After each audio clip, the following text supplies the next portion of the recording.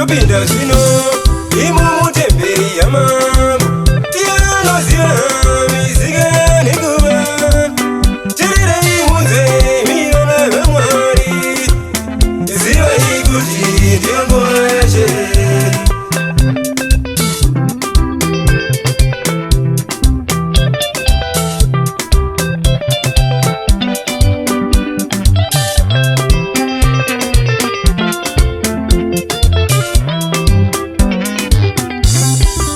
Topinda zvino imo Temberi Yamambo tinoziva mizika nenguva chererei munze mivana vaMwari zivai kuti ndiyo nguva yaShe.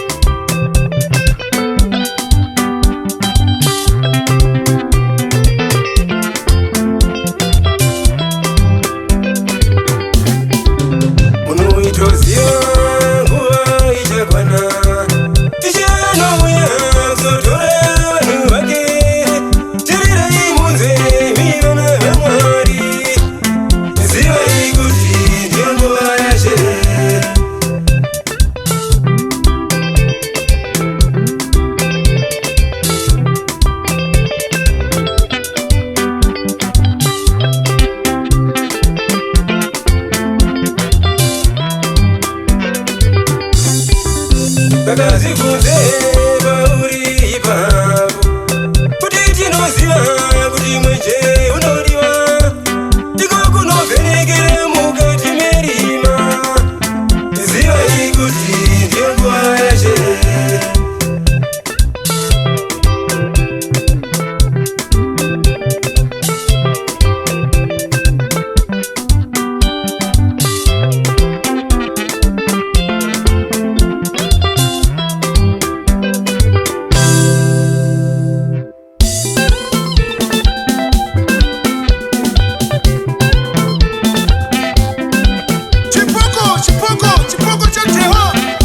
Fanuel Lisenga and all Zimbabweans expressing clever manyamba chimpati pasaka rinopisa maikoro mchapani get much when busy samaita mtembo CHM Studios the hitmakers shasha sumuko sumuko sumuko sumuko sumuko vanhu vaifunga kuti hausimuka turika.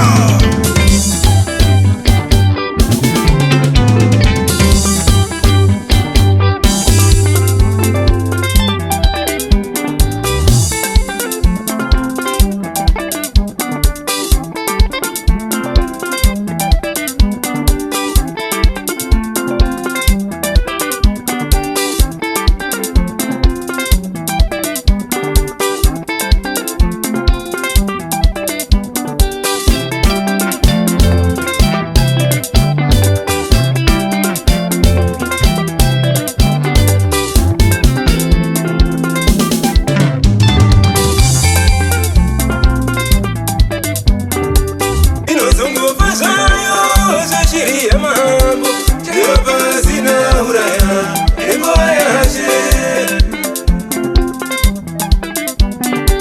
Inozongofa zvayowo Shiriyamambo pasina auraya nenguva yaShe.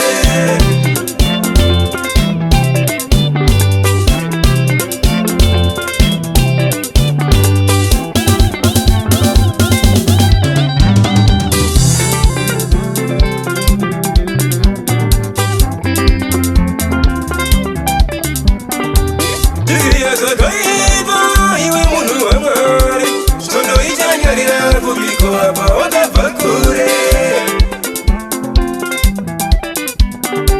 Zviziya zvakaipa iwe munhu waMwari zvondoichanyarira kubiko apa wakabva kure.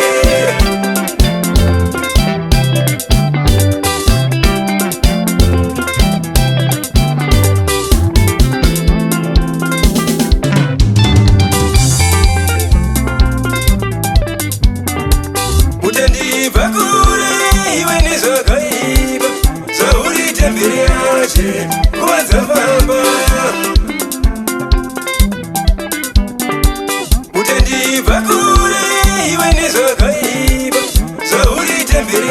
yaShe